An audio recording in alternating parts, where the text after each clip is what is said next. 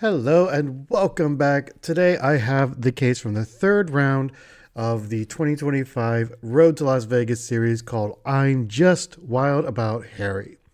Now, if you're not familiar with Excel Esports, although if you're watching this channel, you probably are, there are many case authors in the Excel Esports world, many people who take the time, have the creativity, write up these cases. It just so happens that three of the most prominent case writers are named Harry. And so what this case is all about is it takes the personality of the Harrys and puts them all together in this case. And it includes a special cameo by the most humble MVP, Giles Mail. Now, I had the opportunity to actually be live streamed for this case. And so if you want to see how I did, feel free to check out the description. I have the link for the live stream down there.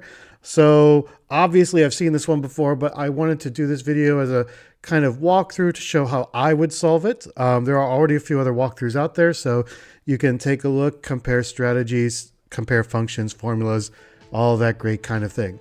So without saying any more, let's go ahead and get started. Let's see how we do, and here we go. So in level 1, we are asked how many full glasses of apple cider we can make. And we're told that 4 apples make 1 glass of full apple cider. Now, what we would think to do is to take the length of a cell, divide that by 4. But these apples are actually 2 characters long, so simply taking the length of the cell is not going to get the correct answer. Instead, we need to divide that length by 2 to get an accurate count of apples. Divide that by 4, round it down to 0 digits, that will give us the answer. We can take the same application to bonus 1, which is how many glasses of apple cider can we make from all of the apples. Once again, divide that by 2, divide that number by 4, and that should get us 90 glasses of apple cider that we can make. Level 2 is about a combination lock, so we're told that we can turn clockwise or counterclockwise a certain number of spots, and we are asked to decode what the combination is.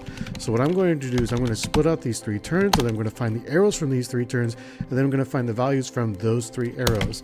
And then what I'm going to do here, this was a little bit tricky for me on the live solve, but I'm going to write a function here that will help me take the whichever digit I should land on after a certain number of turns. So if I have a left arrow, that means I'm turning counterclockwise, which means that I should be reducing the number. So here I'm multiplying it by 1 if it's counterclockwise, 1 if it is clockwise. Now when I take the mod of 10 of that number, then I get the digit that I should be landing on.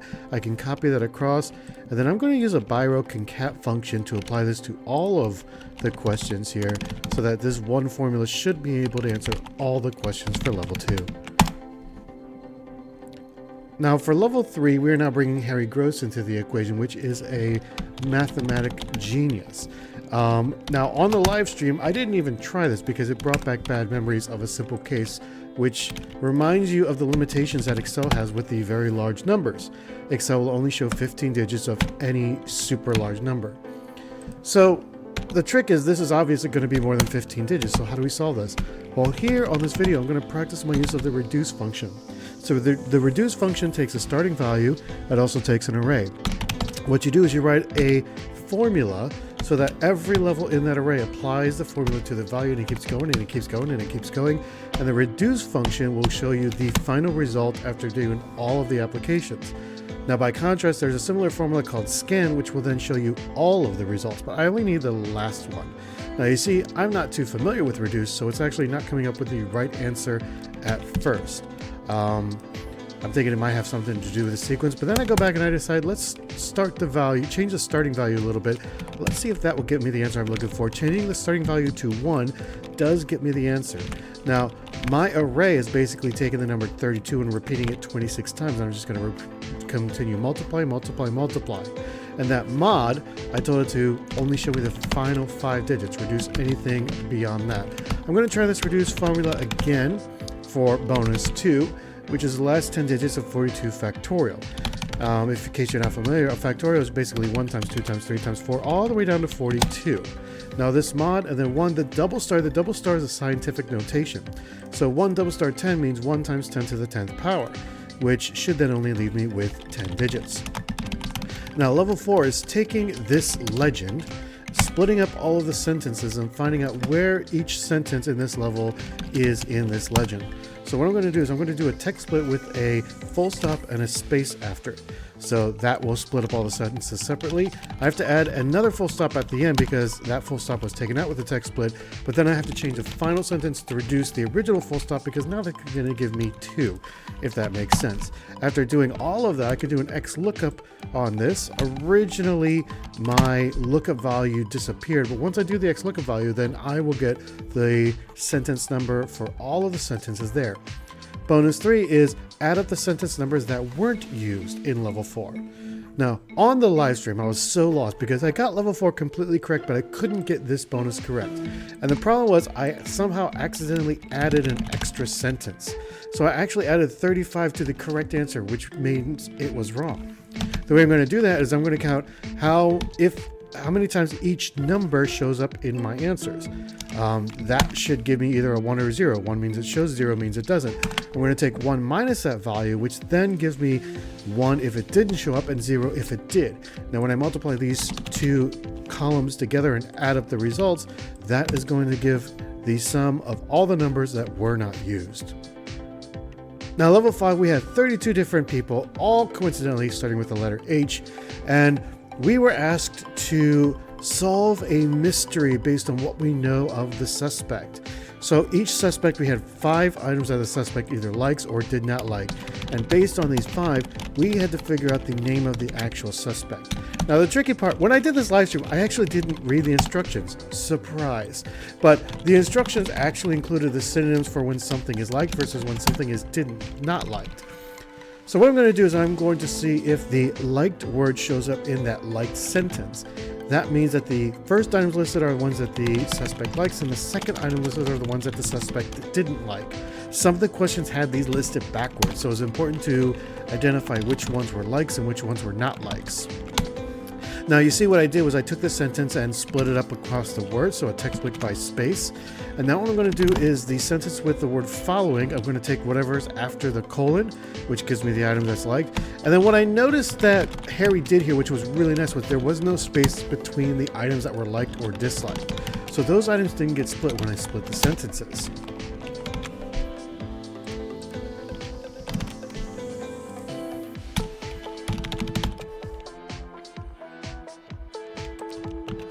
So now what I'm doing is I am going to write a sentence that counts which items are liked. So if the first list of items are the liked items, then I'm going to count if these items appear in the liked items list. If not, then I'm going to count if the items are appearing in the second item list. So what I get is I get a list of ones and zeros. 1 means the suspect liked it, zeros means it doesn't. I'm going to concat that together. That's going to give me a binary code. Now I'm going to go back to my suspect list and I'm going to create a similar binary code. So if the suspect likes something, that's going to turn into a 1. Otherwise, I'm going to leave it at 0. Concat those 5 numbers together. Now I have a code for each suspect. I have a code for the results. And I'm going to do a data table to look up each code for each suspect against this table here.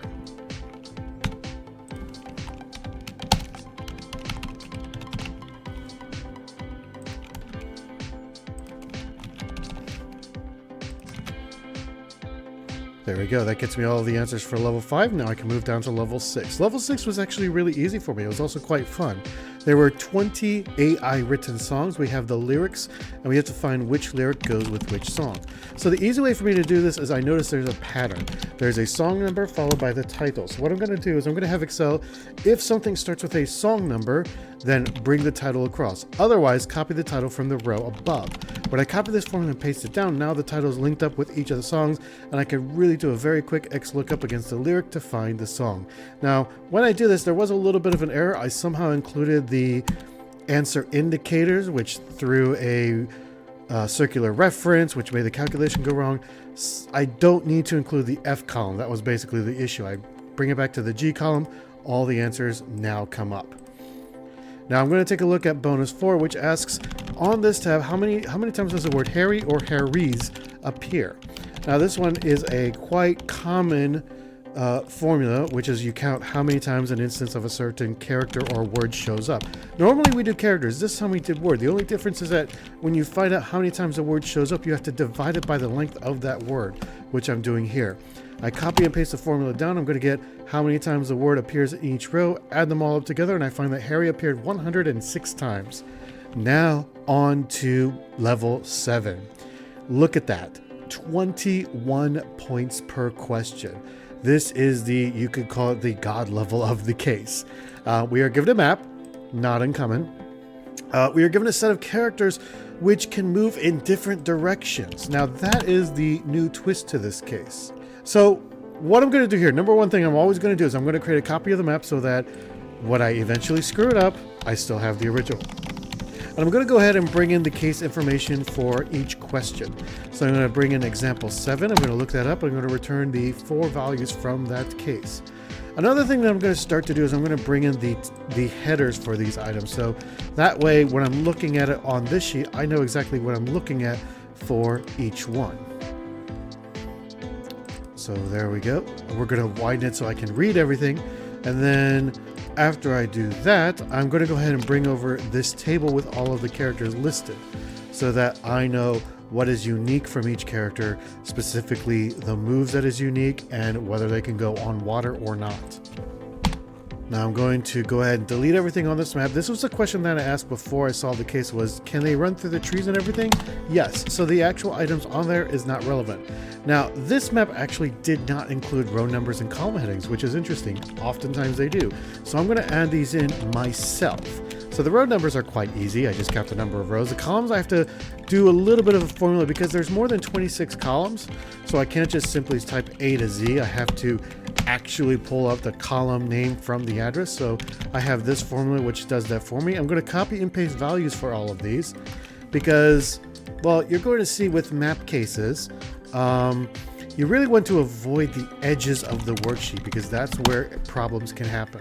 I'm also going to add this kill switch. What this kill switch does is if there are any errors in my formulas in the map, the kill switch will turn off all of the functions, basically wipe all the errors out. This is important because errors tend to propagate throughout when you're doing circular references, when you're doing this kind of distance calculation. And so it's really hard to get them out. You almost have to completely redo the formula. So this kill switch basically turns off the formula. You're going to see how that's going to be included here. So if the kill switch is 1, then just simply return the number 0. Don't try to do any kind of math. Don't do anything else crazy.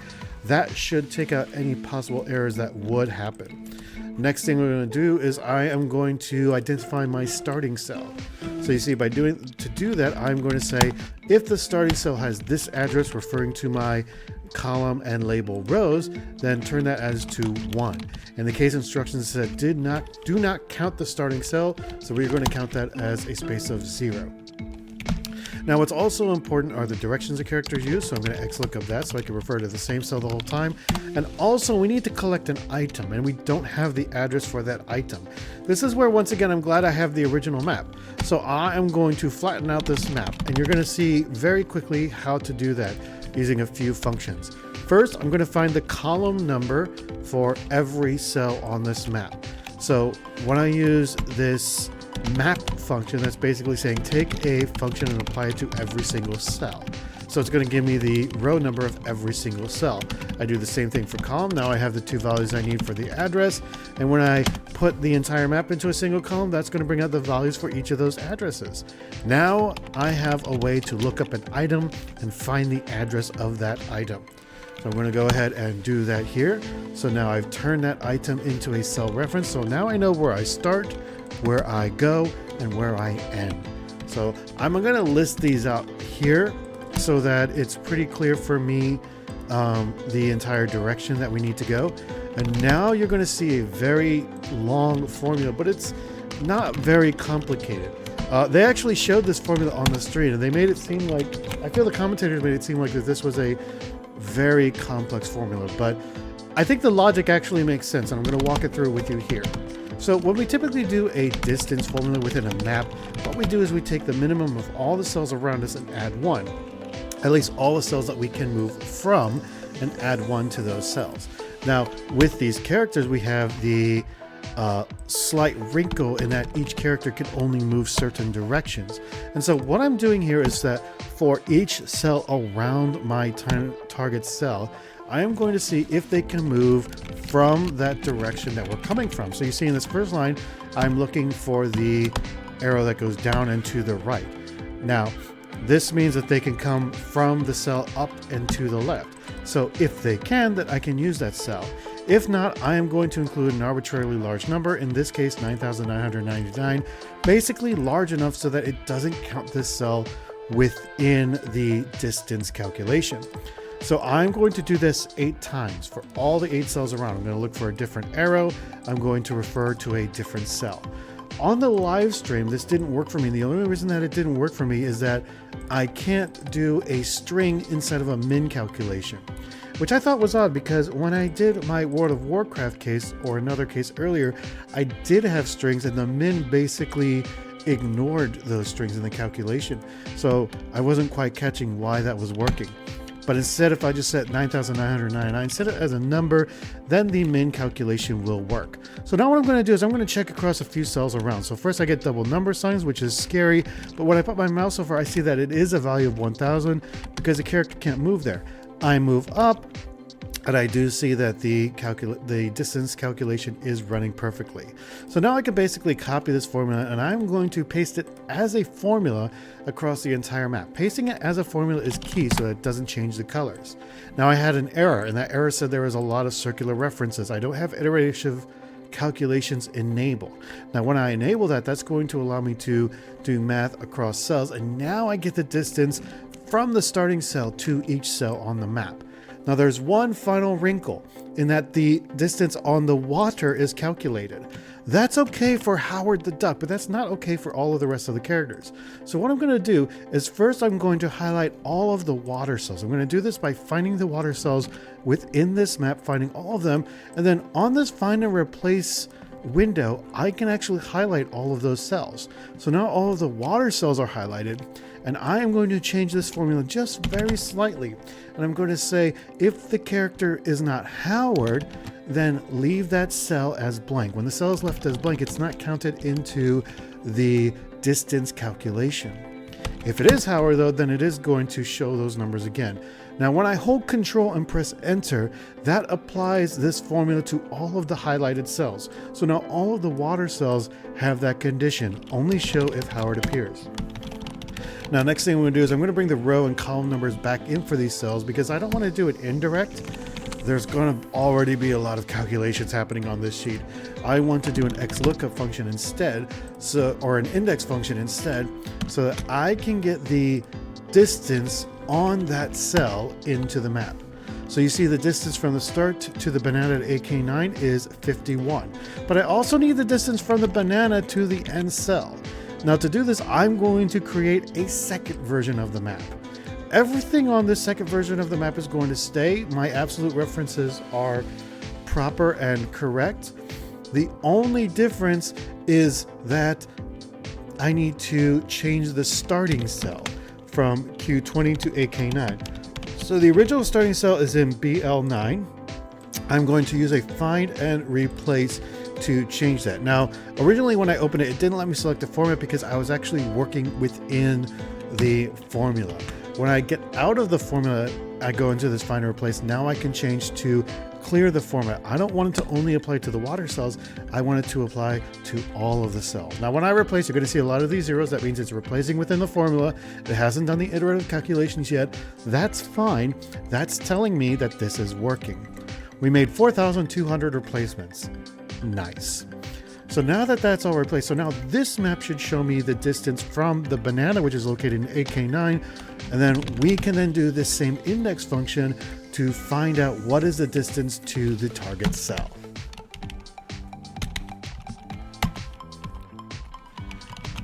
That distance is 29. When I add these two numbers together, I get a total distance of 80. I look back on the case tab. 80 is the correct answer, and now I'm going to do a data table to apply it to all 20 questions. Now, here is the thing. We are running through the data table, and it's not going to show up. Of course, it's not going to show up. Think about it this way. This map has 56 columns and 75 rows. That, if I look up my calculator here, is 4,200 cells. We have 2 copies of that map. We're doing 100 iterative calculations on every single cell, and we are doing that 20 times for every single case number on this level. That is 16.8 million calculations that we are asking Excel to do. Never mind the lookups that we have here on this sheet. I think I can be patient a little bit. I don't want to break this. And I'm sure there are actually better ways that don't require a lot of time. So you see here, I scrolled a little bit, that broke the calculation. We're ending at case number 113. The rest of them are zeros. I'm going to save this sheet, which is going to force the calculation across all of the cases. Once again, it's going to take some time. So there are other saws. I do believe that the Excel Wizard, which I'm going to link in the description, he has a way to calculate distance without using iterative calculations. I'm sure other competitors such as Dim has them as well. I've not watched other competitors' videos because I want to show you my solve without the influence of other competitors on it. So that's why I am mentioning them, but I'm not mentioning exactly how they do them. Now, you see I've got the hourglass symbol up. It's still going to take a while. Just got to be patient with me as we let this calculation run through.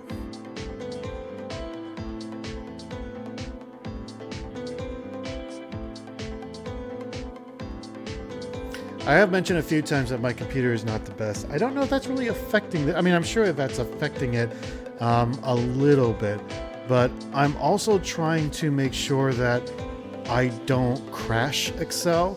So that's why I'm actually just avoiding any kind of interaction. I don't want Excel, contrary to my name, I don't want to actually break Excel this time. So I'm just trying to be patient, let the calculation run through. Now we see the calculation is complete. We have answers for all 20 cases. I'm going to copy those, bring them back to the main sheet, paste them as values, which is very important. We have solved level 7. We can go up to the final bonus, which is take 6 characters, start them on cell AZ72, go to the banana, end on cell AE51. So the travel locations are the same, just the characters are different. So we can actually run through the same data table process, but just change a little bit. So now this time, instead of looking up the information from the example, we can copy and paste these as values and change the starting location and ending location according to the instructions for this bonus. We don't need to change the needs to find because we already have the banana up here. We're just going to keep that where it is. Now the only difference is that on the rows of the data tables, because we are changing the characters, I'm going to copy and paste the characters as the rows to this data table. And then once again, I'm going to run through the calculations. One thing I am going to change is I'm going to change the number of iterations because I saw some of my answers were above 100. So I'm wondering if 100 iterations is not going to be enough. In this case, it's actually not enough. So I've already added my sum value because I'm going to add all of these numbers together. I'm going to run the data table based on the character. This is basically going to save me a few steps so that Excel doesn't try to run through many calculations again after I get the answer that I'm looking for. Once again, we're probably looking at millions of calculations, so we need to be patient. Let Excel do its thing. It will do its thing. It's going to come up with the distance for every single character. Because I've already added this sum formula below, I'm going to get a sum of 909, paste that into this worksheet. That's going to give me the correct answer, full points, and we are done. What a fun case by Harry. Now, when you are watching this video, you probably noticed something very interesting. Level 1 was 4 points. Level 2 through 6 were all 6 points. And then level 7, which I believe I called the godmother of all levels, was 21 points per question. What a massive level. But when I preview this, my thought was, well, that means I'm going to run through the first 6 levels relatively quickly. They're relatively simple. And then just spend a lot of time on the final level. That wasn't really the case on the live solve because level 3 scared me. But nonetheless, I did get to start to try level 7, but I think by the time that I got to there, it just wasn't enough time to do everything that you just saw here, especially when it came part to the data table. So thank you all for watching. I hope you enjoyed this case. If you do like these kind of videos, check out my channel. I have lots of esports solves on there. I'm adding more every week. And do consider giving me a subscribe. Consider giving me a like on this video. And hope to see you next week for the next one. It's the Excel.